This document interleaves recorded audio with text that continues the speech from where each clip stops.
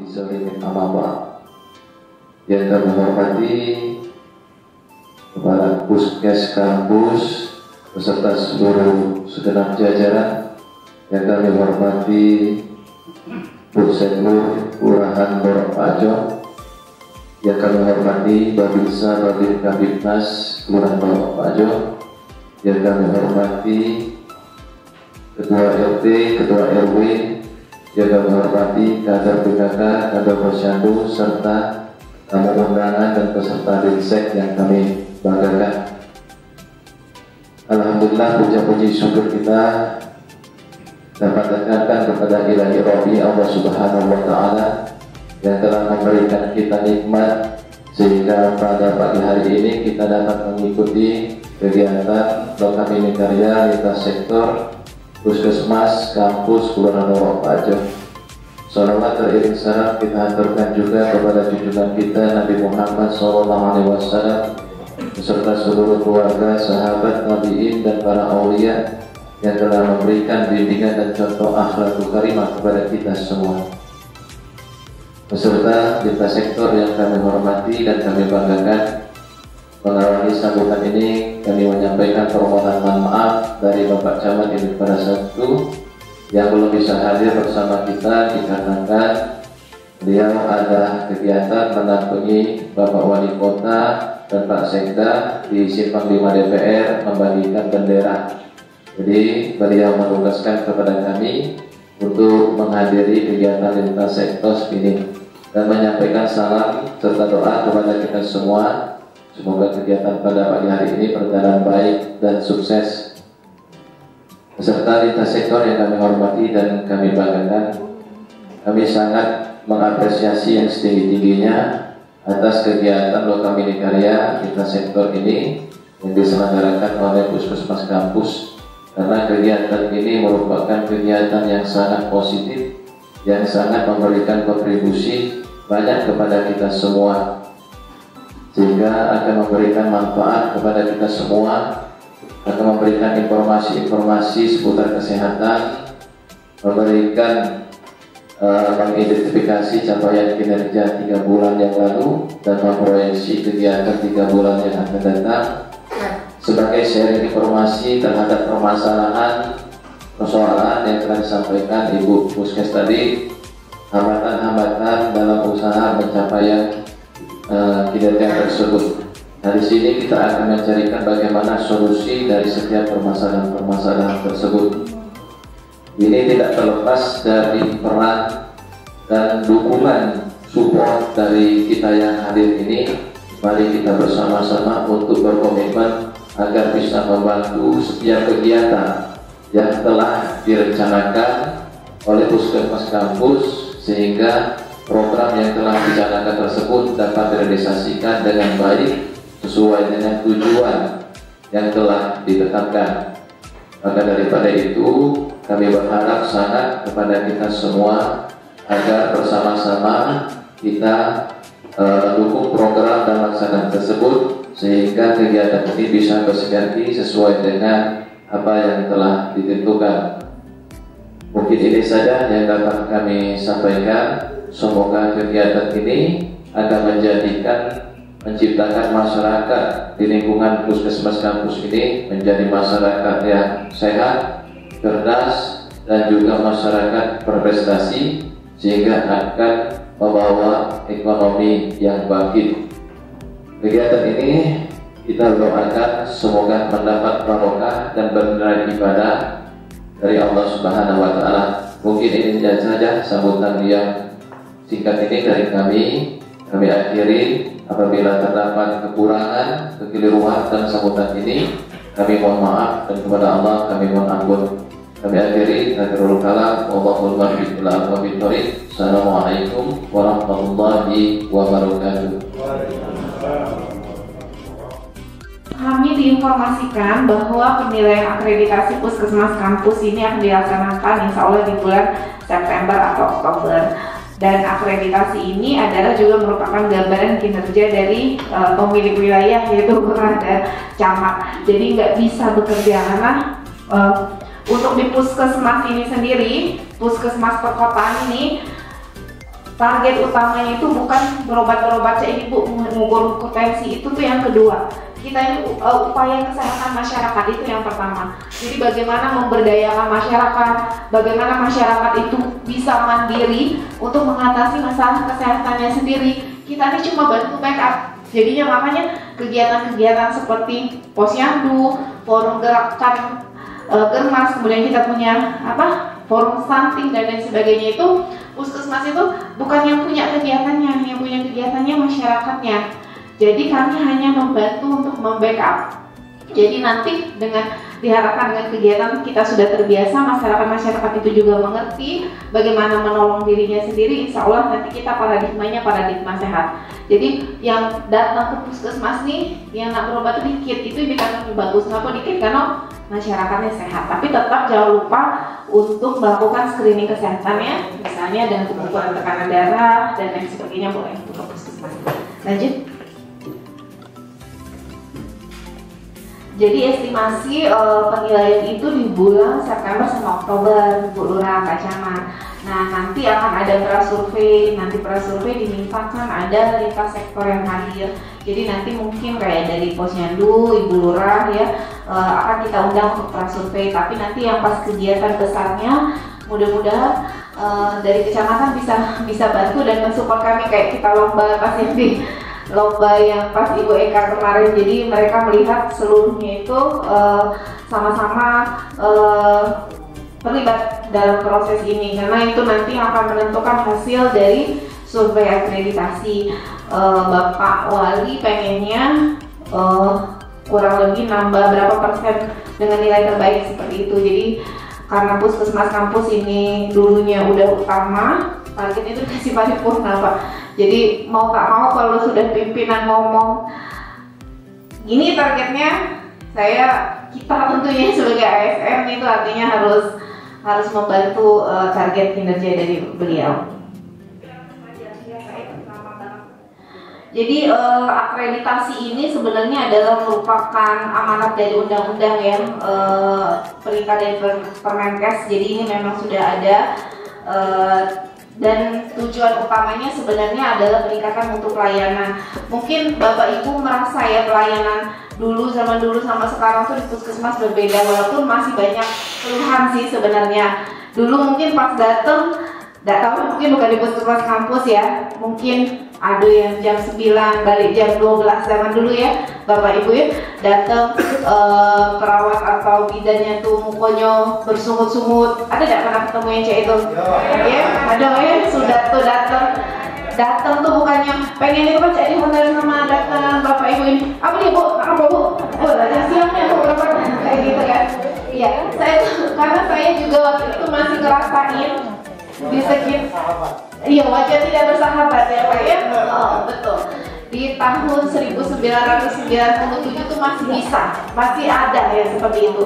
Yang kami datang jam 9 jam belum ada. Oh, camat juga itu belum ada fingerprint ya Pak ya.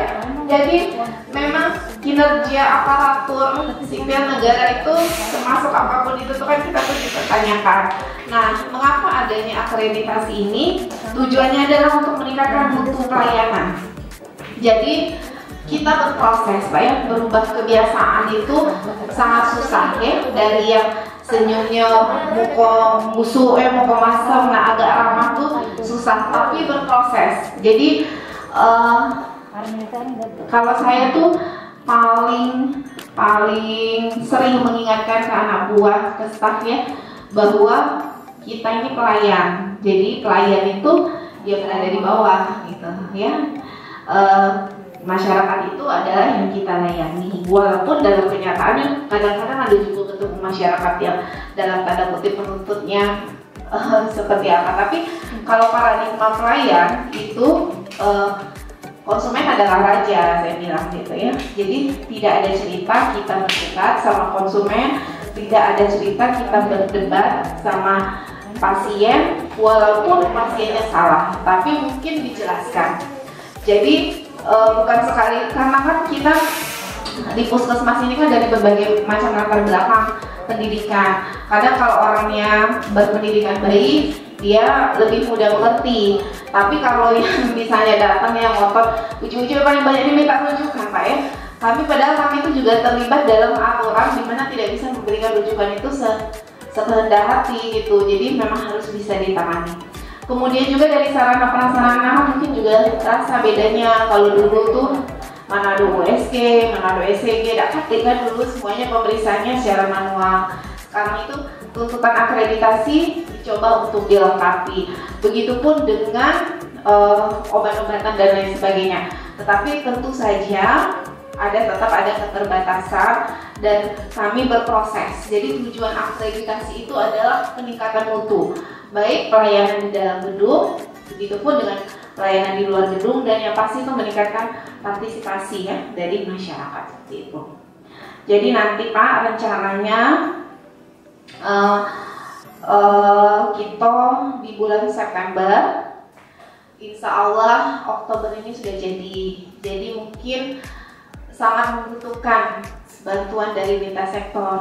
Mungkin nanti akan ada anak balita stunting yang diundang, kemudian penerima manfaatnya sama kayak yang kemarin itu Pak ya. Jadi kita kerjasama seperti itu. Nah, yang kemarin itu juga nanti kita kan ada pertemuan izin Pak Camat, kita ini kan ada stunting nih ya, bantuan dari itu ya Bu ya, dari Perhimpunan Kader Posyandu Indonesia dengan pemberian makanan tambahan itu. Sebenarnya itu tuh kalau dalam bahasa inovasi itu seksi sekali Pak untuk dibawa untuk kita jadikan suatu percontohan yang bukan hanya melibatkan pemberian makanan tambahan, harus ada edukasinya. Jadi rencananya kita ngobrol lagi besok Bu Eka, kita ajak orang lurah juga, kita ajak puskesmas, kita ajak rumah sakit dari berat badan. Stunting mungkin dari tinggi badan. Kenapa anak itu pendek? Pasti ada dari dulu tuh ada kurang energi kronis seperti itu, dan ini harus semuanya terlibat dalam lintas sektor. Jadi nanti pas persiapan akreditasi mungkin Pak Babinsa, Babinsa Mas dan semuanya diundang.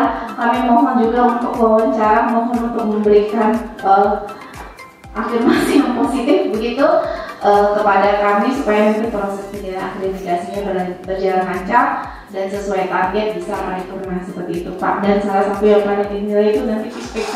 Jadi nanti mungkin Eka akan menjelaskan lebih banyak nanti juga bagaimana capaian PISPK yang ada di puskesmas kampus. Yang untuk lintas sektor dari rumah sakit sama klinik belum nggak diundang ya hari ini. Oh, baik. Mungkin itu saja. Jadi kami memohon bantuannya untuk event besar kami nanti kayak semacam nikah nanti nih Mbak ya. Jadi ngundang-undang tapi ada yang jadi panitianya. Jadi mungkin Bapak Ibu nanti sebagai ikut jadi panitia dan mohon untuk disupport dan dibantu kami supaya kami bisa mendapatkan hasil yang maksimal sesuai dengan target Pak Wali. Karena beliau juga akan mengakhiri masa jabatannya di tahun 2023, beliau ingin meninggalkan dengan seluruh target yang sudah ditetapkan oleh pemerintah pusat itu tercapai. Ya, jadi loyalitas kita kepada pimpinan ya kita usahakan untuk mendapatkan hasilnya terbaik. Mungkin itu saja yang saya sampaikan. Terima kasih. Selamat pagi. Wassalamualaikum warahmatullahi wabarakatuh. Baik, terima kasih kepada Dr. Maria Reprianti Ankes atas paparannya. Untuk paparan selanjutnya yaitu paparan tentang capaian kinerja Puskesmas Kampus DW2 dan sekaligus penyampaian hasil intervensi PISPK Puskesmas Kampus Kelurahan Loropajo. Dalam hal ini akan disampaikan oleh Dr. Gigi Nani Ernawati. Kepada Dr. Gigi Nani Ernawati kami persilakan. Itu dibangun sejak tahun 1978. Ini visi kami, yaitu mewujudkan Kelurahan Loropajo sehat optimal dengan tertumpu pada pelayanan prima dan pemberdayaan masyarakat. Jadi target kami ini pelayanan prima dan pemberdayaan masyarakatnya cukup bagus. Makanya tadi Dr. Revi sudah bilang bahwa kita tidak bisa bekerja sendiri, kita membutuhkan peran support dari bapak-bapak ibu semua untuk mencapai kinerja kami, supaya kinerja kami cukup bagus. Nah, ini misi kami ada 5. Ini tata nilai kami. Tata nilai kami ini ada tanggung jawab, ada 6 tata nilai: integritas, komitmen, disiplin, kerjasama, dan inovatif. Jadi kami memang selaku ASN ini dituntut untuk berinovasi, mengatasi permasalahan-permasalahan yang ada, terutama permasalahan kesehatan. Kita harus bisa berstrategi untuk meningkatkan capaian kinerja. Nah, capaian kinerja untuk sampai PW2, kita ini ada 12 indikator kinerja yang harus kita capai. Ini yang tadi Dr. Refli juga sudah singgung, bahwa kita sudah diamanatkan dari Kemenkes. Ini juga menjadi salah satu kinerjanya Pak Wali Kota kita, bahwa ada 12 SPM yang harus kita tercapai. Itu yang pertama itu ibu hamil. Alhamdulillah ibu hamil yang dilayani sesuai standar. Alhamdulillah kita ada USG, yaitu setiap hari Senin dan hari Rabu. Itu bapak-bapak, ibu-ibu, jika ada ibu hamil silakan diworo-woro untuk memeriksakan kesehatannya ke kami, karena kami membuka pelayanan USG. Alhamdulillah tercapai. Ibu bersalin, bayi baru lahir, balita, usia pendidikan dasar, dan usia produktif, ini alhamdulillah sudah tercapai target. Ini target kami sampai PW2 itu 58,2. Misalnya pasien hipertensi itu 604. Jadi sampai PW2 ini kami sudah mencapai 57,9. Ini kurang 0,2. Untuk mencapai, supaya tercapai memang kurang sedikit untuk yang hipertensi. Nah, yang DR ini target kami ini setiap bulannya 164 sampai 165 orang. Jadi kami harus menjaring pasien DR ini sekitar 164 sampai 165 orang. Ini capaian sampai bulan PW2 ini baru 40,23. Nah, alhamdulillah ODGJ, pasien terduga TB, dan resiko HIV ini alhamdulillah untuk yang terduga TB ini alhamdulillah tercapai. Ini kami mempunyai alat TCR, jadi Rumah Sakit Siti Khadijah, Rumah Sakit Siloam itu mengirimkan sampel ke kami. Jadi nanti mereka rumah sakit besar mengirimkan sampel ke kami. Jadi kami yang melakukan pemeriksaannya. Ini alhamdulillah bisa mencapai target. Terus HIV ini juga alhamdulillah kami mempunyai klinik Azalea. Jadi pasien-pasien yang menderita HIV atau terduga HIV kami mempunyai klinik khusus yaitu Azalea. Ini juga dibuka, ada sore hari juga kami melakukan pelayanan. Jadi mulai kalau tidak salah bulan Juli apa Agustus ya? Bulan Juli. Nah, terus Bapak Ibu juga ya nanti PRT jangan heran nanti di sini kan pelayanan HIV ini kan kadang ketemu kelompok-kelompok seperti gay, waria, transgender. Jadi kami membuka layanan di sini sekarang sore hari karena kan mereka ini harus diobati. Kalau tidak diobati itu baru mana penyakitnya. Jadi itu kita pelayanan. Jadi kalau ibu ini kayak gak ketemu biasa WWE jangan kayak nih antu WWE. Ya, dikasih khotbah dulu. Kalau kasih khotbah nggak datang lagi dia. Jadi tidak diajak kawanan deh. Alhamdulillah ini pasiennya lumayan banyak. Nyaman dia masa agak tertutup. Kalau di tempat lain kan mereka gampang. Tapi kita kan masih disuruh dengan sama kalau di sini dia. Jadi jangan jauh-jauh deh puskesmas kampus melihat apa ini tidak bukan ini mendampingi. Aku yuk puskesmas kampus ya, tempatnya mengumpuli bukan mengumpuli, kami itu mendampingi, memberikan penyuluhan, memberikan konseling sama pengobatan. Ya, kalau RT kaget juga banyak. Ya, memang benar bapak-bapak ibu. Jadi benar yang dikatakan Dr. Refli. Jadi jangan kaget. Memang di sini sore hari kami buka pelayanan untuk khusus HIV. Nah, untuk mengatasi permasalahan-permasalahan yang ada, kami melakukan berbagai strategi, berbagai inovasi. ini sudah kami lakukan, yaitu kegiatan posbindu di RT. Mungkin bapak-bapak RT mungkin nggak paham, nggak tahu. Kita kan sering jadi ada kegiatan posbindu, baik posbindu di RT maupun posbindu di institusi ini di kantor-kantor. Terus berkoordinasi dengan rumah sakit swasta, kami kemarin melakukan koordinasi dengan rumah sakit Siloam, rumah sakit Siti Khadijah. Nah, ini kami mengharapkan saran dan masukannya dari bapak-bapak ibu. Tadi ada 2 indikator kinerja yang tidak tercapai. Ini ada hipertensi dan DR. Nah, ini salah satunya kami ini di lapangan mempunyai kendala dan hambatan. Ini mungkin terlibat dengan capaian bian yang masih kurang. Nanti akan dipaparkan oleh Ibu Titi serta Dr. Revi bahwa ada capaian ISPK kita, intervensi ISPK kita.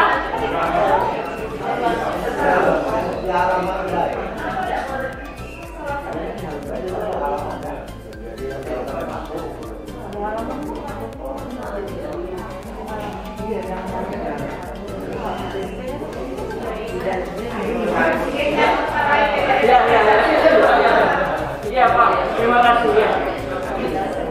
Ini ada capaian kinerja kita, yaitu kinerja ISPK kita.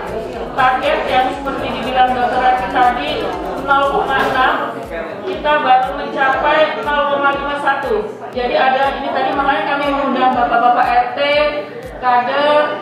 Itu ada beberapa RT yang capaiannya masih di bawah 0,5. Jadi nanti ini ada beberapa RT 3, ada 24 RT.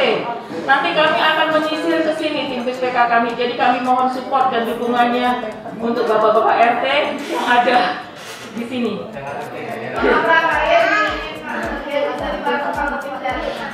Iya, nanti tim PSPK kami, pendataan keluarga kami nanti akan datang ke rumah warga yang ada di RT 3, RT 6, RT 9, RT 10 sampai 24 RT itu Pak.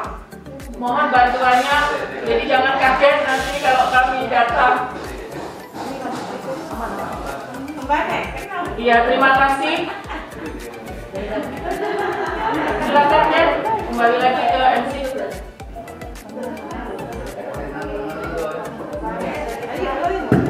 Baik Bu. Ya, nanti kita buka sesi tanya jawab Bu ya.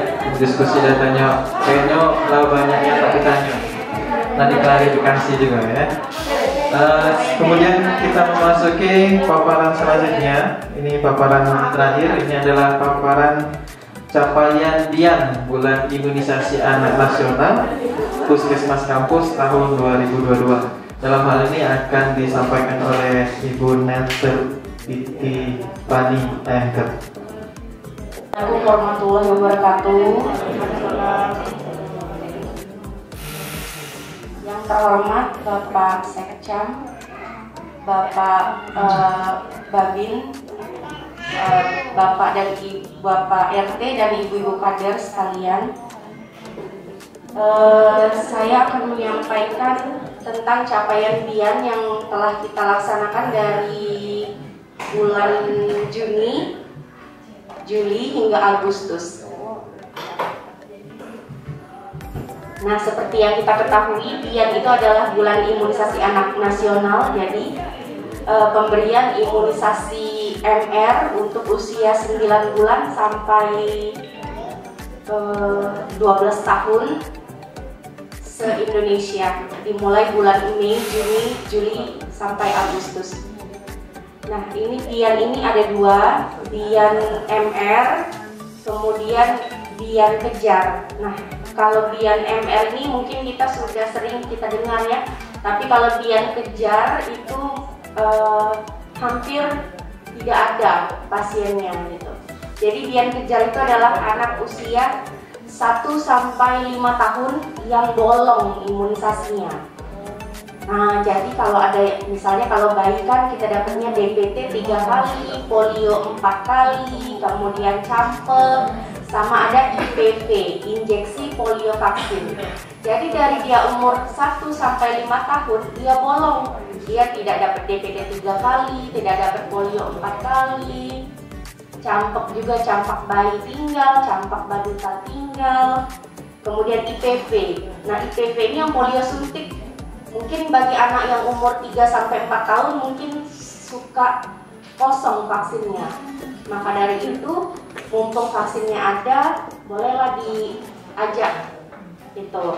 Yang kejar ini yang mesti kita perhatiin juga di samping MR ini Bu, karena pasiennya itu sedikit, paling 1-2, hampir nggak ada bahkan. Jadi tolong diajak balita usia 1-5 tahun yang bolong imunisasinya akan kita lengkapkan. Nah, jadi imunisasi ganda boleh berbarengan. Jadi dia disuntik DPT, ditetes polio, disuntik IPV, gitu, boleh. Kenapa boleh imunisasi ganda? Karena dia meminimal resiko trauma Bu. Jadi kalau misalnya dia hari ini dia suntik, trauma dia. Nanti bulan depan datang lagi, trauma lagi. Nah, jadi mending traumanya sekali. Ya nggak? Mending traumanya sekali, sakitnya kan hari itu aja, nanti bulan depan nggak lagi gitu. Nah, jadi yang perlu kita pikirkan di mindset kita adalah imunisasi ini penting. Jadi jangan kita bilang, aduh sayang, kasihan gitu ya. Nanti aja lah Bu, 1 aja dulu, sayang, kasihan. Yang perlu kita, mindset kita di pikiran kita tuh imunisasi itu penting. Maka apabila sayang, ya suntik gitu. Jangan pikirkan sakitnya, tapi pikirkan manfaatnya. Nah, ini jadwal Dian setelah kita lakukan di bulan Juni dan sweeping di bulan Juli. Nah, nanti Agustus ini tetap jalan Bu ya, diperpanjang kita. Diperpanjang mungkin hingga target tercapai. Ya. Nah, ini contoh-contoh kami udah pergi ke SD. Nah, ini ada paketnya ada.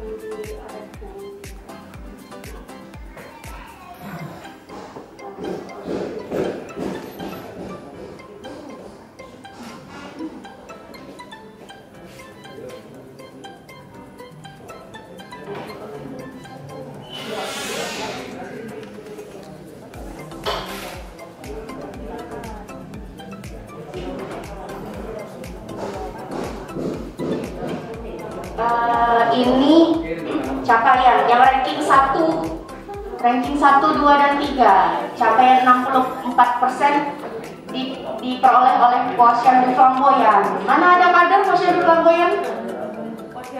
Oh iya, hari ini Posyandu ya. Yang kedua Kenanga 2, ada kadernya? Wah, tepuk tangan untuk Ibu. Terima kasih ya. Yang ketiga Teratai, ada kadernya? Wah, terima kasih Ibu. Tolong ini bisa dilihat nomor ranking terakhir ya, siapa ya? Melati 1, Bougainville 533 ya. Oh, ini mungkin karena banyak ya Bu ya, bayinya banyak, lihat Bu, nah banyak 40-an. Kalau Flamboyan wajar dia kecil Bu 22 dikit cuman. Yang bayi yang besar-besar ini, nah jadi capaian dia juga rendah kayak gitu, nah persentasenya. Nah, ini Bu, tayangin terus lagi di mana baik kita paparan, lagi tayangin terus ranking ini. Jadi perhatian kita galau-galau ya, Bapak Ibu ya.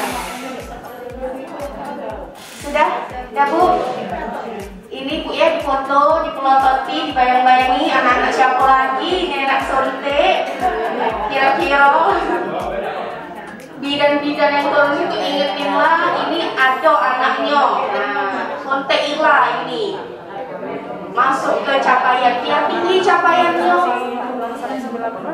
Kalau capaiannya masih rendah, dikejar-kejar terus kita Pak Ibu, dikejar-kejar terus dengan capaian hingga 95% gitu. Ya, yang ini TK. Nah, TK ini TK paling tinggi Azhar, pembina Buncuk Dian. Nah, ada yang hadir? Ada Miss Ari aja ya kayaknya ya. Miss Ari nomor berapa Miss Ari ya? Miss TK. Nomor 6, nah lumayan lah Bu ya. Ini ya lumayan nomor 6 dari 13 TK ya Miss ya. Nah nanti itu yang kosong-kosong tuh belum diadakan sweeping, belum jalan. Kalau misalnya itu jalan lagi bisa naik lagi capaiannya. Kemudian selanjutnya SD yang paling tinggi itu SD 22. Nah 73%. Nah SD SPH, kalah gitu SD negeri dengan SD SPH rupanya. SD 2. Gini loh Bu, Bapak, kan tadi katanya kita mau imunisasi itu kan ada yang sekaligus, misalnya hepatitis, terus kan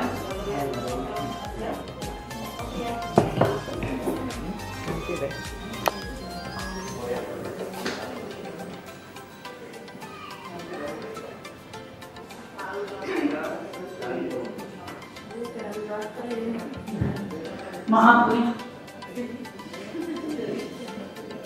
ya, maksudnya tadi kan kita katanya imunisasi itu kan ada bisa sekaligus ya Bu ya.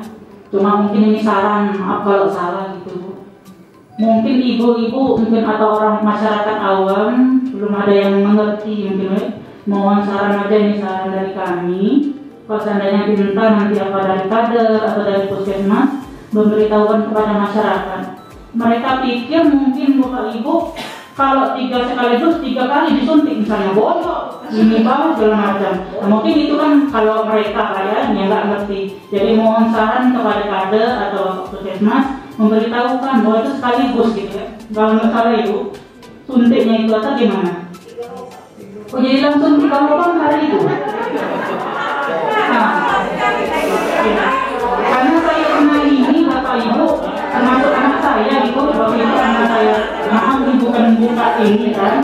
Saya anak saya itu di situ tidak semua waktu imunisasi masih kecil. Nah mereka itu digabung. Oke. Mungkin itu aja Bapak Ibu, mungkin kalau memang salah gitu ya. Kalau saya memang benar itu, tolong dikasih tahu ke warga, jangan mereka tidak kaget atau gimana, apa solusinya gitu. Gitu aja. Assalamualaikum warahmatullahi wabarakatuh. Ini kalau di seluruhnya sebenarnya itu harus bekerja sesuai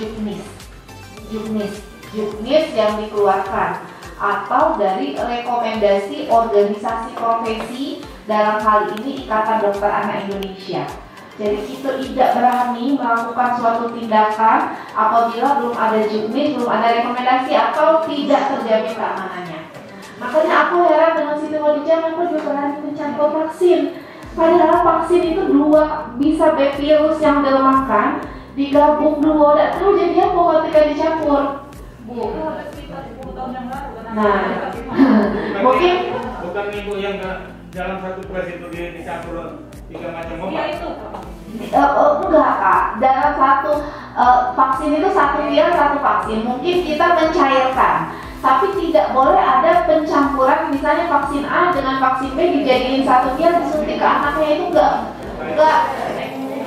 enggak ada seperti itu aturannya. Saya nggak tahu nanti juknis yang keluar terbaru apa, tapi logikanya Kak ya, vaksin itu adalah virus yang dilemahkan atau virus yang dimatikan atau antibodi. Kalau bayangkan aja kalau virus yang dilemahkan digabung dengan virus yang berbeda, atau mungkin potensi virusnya lagi jadi tidak lemah lagi seperti itu.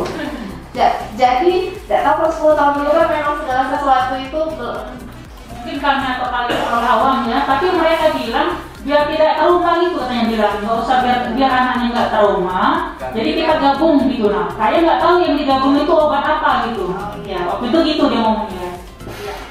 Iya, saya pengennya juga kalau boleh digabung Bu, cuma tidak boleh, lokak malpraktek dokter itu perawatnya nggak bisa digabung. Sementara ini nggak bisa ya. Jadi ibu-ibu bidan, ibu-ibu kader itu kalau 3 kali tusuk, 2 kali tusuk, artinya dia paha kiri kanan. Ada yang ditambahkan? Paha kiri kanan. Ada obat itu yang bisa di koktail, ada yang koktail itu dicampur. Misalnya kayak kita beli minuman kan campur gula, campur apa-apa, ada yang apakah daya tahan tahan tubuh anak tersebut kuat. Kan kalau imunisasi itu kan selesai imunisasi pasti anaknya demam. DPT. Pasti demam kan. Terjadi waktu dulu pernah cucu saya juga pas sudah selesai imunisasi sampai saya sibuk tengah malam. Mungkin dokter ingat saya sampai tanya pada dokter, panasnya luar biasa. Nah, itu kan satu dia imunisasinya. Gimana kalau Gana, apakah dari anak-anak? Yang kebetulan Ibu, kebetulan yang bikin demam itu memang DPT.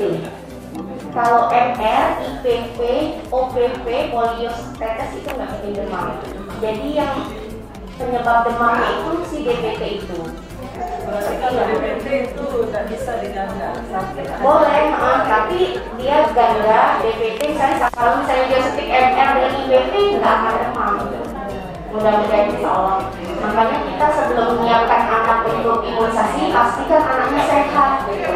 Jadi bisa melawan demam itu mencirikan bahwa antibodi terbentuk. Jadi kita punya ksatria, datang kuman, juga perang di dalam badan. Nah begitu perang itu kan berkecamuk lah dalam badan, makanya dia terjadi demam. Justru itu bagus, timbul antibodi gitu. Tapi kita kan sebagai Ya, yang takutnya demam itu kan terlalu tinggi dia, jadinya dia ya maka dari itu perlu dipantau dan perlu dikasih obat, dipantau gitu, supaya jangan terlalu tinggi demamnya. Ya tapi demam itu adalah memang apa ya? Memang wajar gitu. Tapi yang demamnya ya kita jaga gitu, jangan sampai terlalu tinggi nanti kan demam kejang gitu. Jadi gini Bu, DPT itu kan sebenarnya ada yang versi tidak demamnya ya, yang berbayar ya. Tapi kalau tidak sendiri dia merekomendasikan sebenarnya yang demam ini karena antibodi yang dihasilkan tuh lebih bagus. Cuma kita waktu kan kadang nggak laku, tapi takut ya. Makanya obat anti demam tuh harus ada kalau misalnya dia enggak. Dan dosisnya maksimal masih tahunya karena dosisnya itu makanya dia enggak. Tapi kalau kita sendiri dia menjalaninya pakai obat yang dari pemerintah. Tapi kita juga tidak tahu yang dari rumah sakit itu karena asli tidak. Kalau yang dari pemerintah itu pasti asli. Di rumah sakit ya asli sih, maksudnya tapi kan itu dok sampelnya banyak, sampelnya banyak misalnya tangannya kuman baik sedikit cuman sampelnya baik masukin. bukan Kalau yang punya piton itu kuman utuh itu bulat dimasukin, makanya dia kuat kuat ini kumannya gitu. Nah kalau yang tidak demam tadi sampelnya baik, makanya dia agak lemah gitu. tidak terlalu Enggak, iya, jadi dia lemah vaksinnya gitu. Tapi kalau ya namanya kalau orang tuanya ada waktu, kesempatan, rezeki, ya boleh, sama baik gitu. Ada lagi, Bapak Ibu mau ditanyakan? Boleh, Bapak?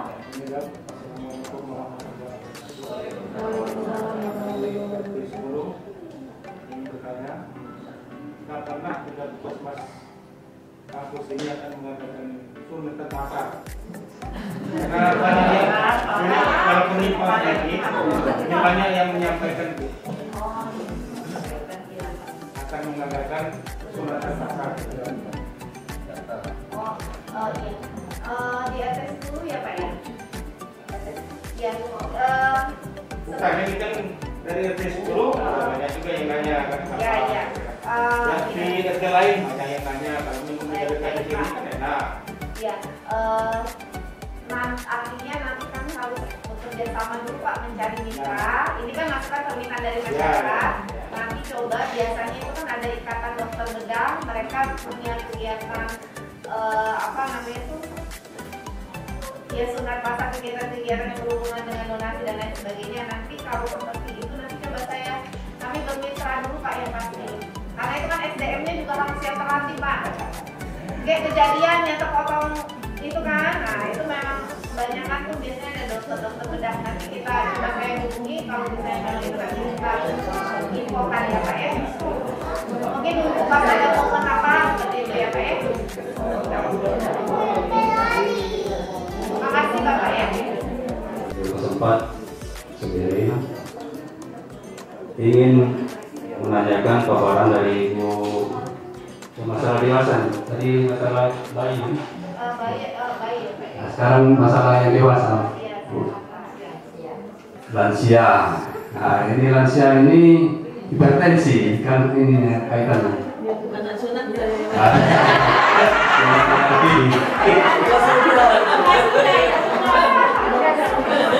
Nah, hipertensi belum tercapai. Hipertensi belum tercapai dengan HIV.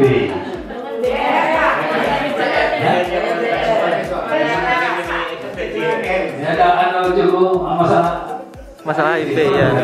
Masalah ini tadi, yang walinya tadi. Nah, itu yang saya ingin tanyakan. Cuca. Ya, yang ingin saya tanyakan itu. Jadi, ya masalah hipertensi, boleh. Saya mengalami sendiri. Nah, jadi saya hipertensi. Beberapa kali saya kesini, tensi saya naik. Cuma dikasih obat, amlodipin itu terbatas. Jadi kalau kita mau makan lagi, kurang lagi. Jadi beberapa kali saya putuskan, sudah berarti saya ini hipertensi. Jadi sampai sekarang saya mandiri. Jadi beli sendiri. Ya, jadi tidak perlu lagi saya. Jadi mungkin terdaftar saya. Atau gimana? Itu untuk ininya kan, datanya kan. Nah, itu permasalahan. Mungkin yang lain itu begitu masalahnya kan. Nah, yang kedua yang saya tanyakan, HIV tadi, masalah waria, murah itu. Nah, ini di masyarakat kita Bu sekarang, kalau ada resepsi, nah itu Ibu Eka ini, mana ya? Mereka ya, mereka. Nah itu saya menyaksikan sendiri waktu kemarin. Nah itu waria dibiarkan untuk mengadakan tari-tari. Nah itu penyakit ini. Jadi saya ini menyarankan ini RT ini supaya kita jangan membiarkan itu di menular atau jangan diberikan kesempatan untuk ada acara di iya. Aku ngomongin setiap yang pesta, jangan sekali lagi kamu bikin acara waria, tari-tari India. Itu bisa menular. Baik di masyarakat kita tidak ada, tapi awal udah ikut. Tapi kalau ada penyakit siko itu, jadi. Nah, jadi itu baik. Sebagai sharing baik, sharing. Itu Pak Bu, mudah-mudahan ini yang masukan baik, bukan pertanyaan tapi masukan. Terima kasih. Wassalamualaikum warahmatullahi wabarakatuh. Lagi ke sini, kalau lagi banyak obatnya bisa dikasih 14 hari. Cuma kadang kan nggak berbagi dengan pasien hipertensi yang lain Pak. Tapi nama Bapak sudah tercatat sebagai hipertensi. Alhamdulillah kalau misalnya Bapak memang bisa mandiri, membantu mengurangi beban pemerintah juga. Mohon maaf ya Pak ya, karena kan ambliopin itu agak mahal. Tapi Pak, komplikasi yang disebabkan akibat pemakaian obat yang tidak teratur pada hipertensi itu lebih parah lagi, kayak bisa stroke, gagal ginjal dan lain sebagainya.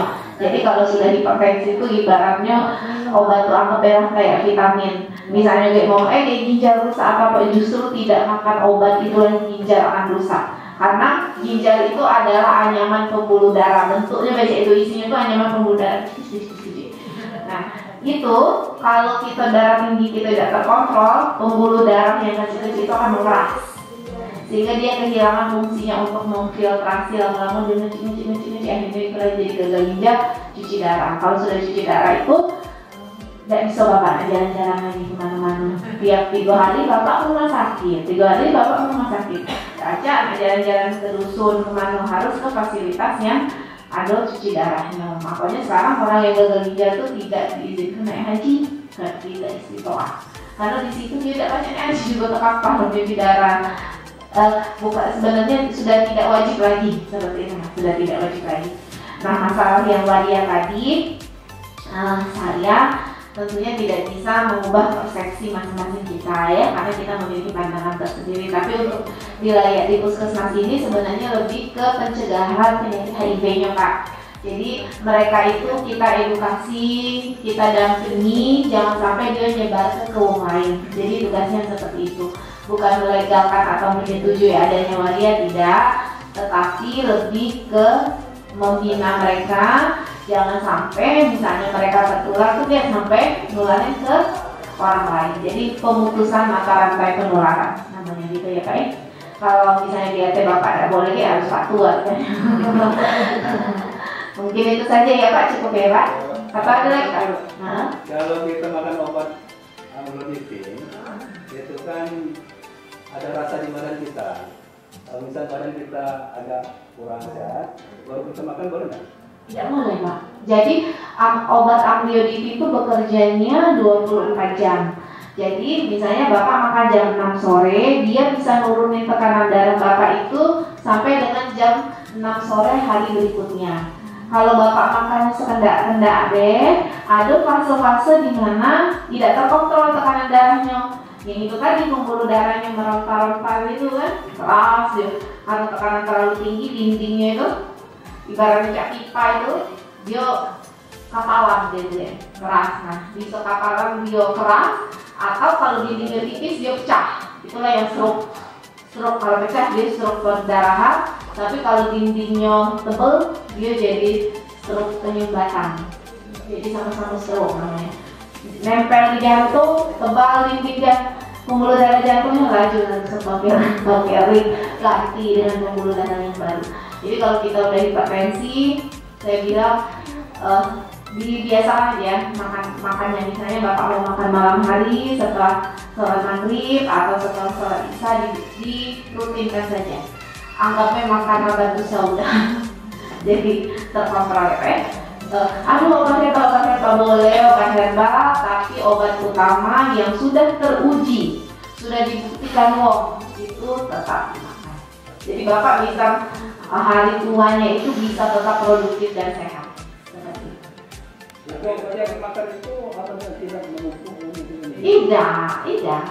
Tidak, itu ya kan yang tadi saya ngomong Pak. Kita memang makan obat ada resiko, tetapi resiko yang diberikan kalau tidak makan obat itu lebih besar lagi. Gitu, makan obat selama fungsi ginjal bagus dan lain sebagainya, tekanan darahnya bagus, tidak apa-apa terkontrol. Tapi kalau Bapak tidak makan obat, pembuluh darahnya keras, itu kan kalau sudah keras tidak enak dia harus ganti pembuluh darah, lebih ribet sebenarnya. Karena pada intinya nanti kan kita pasti meninggal ya Pak ya, karena komplikasi. Tetapi seperti itu Pak, jadi dimakan rutin ya Pak ya. Begitupun dengan obat diabetesnya. Jadi kalau makan obat rutin tadi otomatis kena ginjal juga? Tidak, maksudnya gini, kalau misalnya Bapak tidak makan obat, Bapak gagal ginjalnya 10 tahun kemudian. Kalau Bapak makan obat, Bapak gagal ginjalnya 5 tahun kemudian. Nah, Bapak pilih mobil yang mana? Kayak gitu, gitu, ya. Itu belum ginjal, itu ginjalnya loh kan. Bisa ke otak, dia keras, pecah pembuluh darah Bapak, bisa ke jantung. Nah, kalau dia komplikasi dari obat itu kan kebanyakan memang ke ginjal saja. Tapi komplikasi ke darah tinggi bisa ke jantung, bisa ke otak, bisa ke ginjal. Iya, itulah memang, iya, itulah. Tapi ya, itulah. Daripada ibu cuci darah seminggu 2 kali, tak baca jalan-jalan ke rusun lagi. Ya enggak, baru ini ya balik lagi, nah cuci darah lagi. Lebih baik kita jaga yang masih ada. Sama pola hidup ya, makan garam, pola makan diperhatikan. Aktivitas fisik. Ada lagi? Silakan Bu. Udah jelas mungkin majukan. Ini kan kemarin ada komplain, ini ngomong sound systemnya lagi nafas atau begitu ada Bu bilangnya ke sekolah kami, gitu aja. Terus ada lagi apa efeknya? Dosisnya juga sama seperti yang diberikan waktu anak-anak usia bayi itu. Karena ada beberapa anak-anak kami, misalnya ada yang polio, ada DPT-nya, ada yang kosong waktu masa bayi. Sedangkan ini katanya usianya ya dan 1 sampai 5 tahun untuk yang kejar ini. Jadi mohon penjelasannya Bu Dokter. Terima kasih. Wassalamualaikum warahmatullahi wabarakatuh.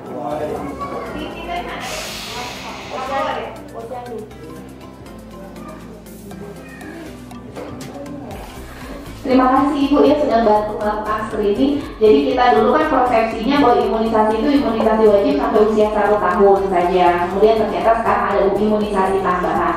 Prinsipnya Bu, dalam imunisasi itu kita catch up. Kita nggak peduli kalau ada dia kosong, kita langsung suntikan. Masalah dosis nanti biar orang puskesmas yang menentukan sesuai dengan umurnya. Ya, ada yang dapat DPT, ada yang dapat DT, itu tergantung semuanya umur. Yang penting ketika dia ketinggalan, kita akan kejar. Makanya tidak ada namanya overdosis imunisasi, tidak ada. Semuanya harus dikejar, jadi seluruh yang bolong-bolong itu nanti bisa ada. Untuk pelaksanaannya, kalau memang lagi ada program kan biasanya diinformasikan ke sekolah. Ini PAUD sudah didatangi belum ya Pak ya? PAUD ini udah sweeping belum? Belum, ada yang belum. Oh, nanti kalau artinya kami mau sweeping, nanti artinya ada kemungkinan kami datang. Nanti diinfokan. Kalau mau ke puskesmas setiap hari Rabu ada. Hari Rabu ya. Hari Rabu gini Bu, karena vaksin itu kenapa harinya terbatas? 1 vial itu untuk 10 orang. Kalau misalnya tiap hari kita banyak buang sisa, makanya dikumpulkan di hari yang sama biar nanti tidak ada boros, vaksinnya tidak mubazir. Tapi untuk ini nanti akan ada sweeping. Ibu PAUD mana ya Bu? Kurnia Mbak. Nanti kita catat ya. Ada sweeping Bu. Nanti dosisnya nanti petugasnya nanti ya. Oh, posyandu ini juga bisa diketahui ya? Ya, atau posyandu juga bisa anak-anaknya.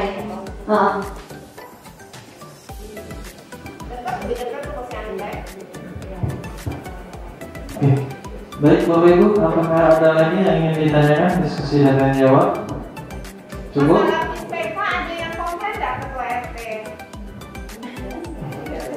Kalau bantuannya ya, Bapak Ibu ketua RT ya, kita bantu untuk ngejar ketinggalannya. Ini udah bulan Agustus loh Mbak Nani ya, kita tinggal 4 bulan lagi untuk ngejar 0,6. Dapat kan?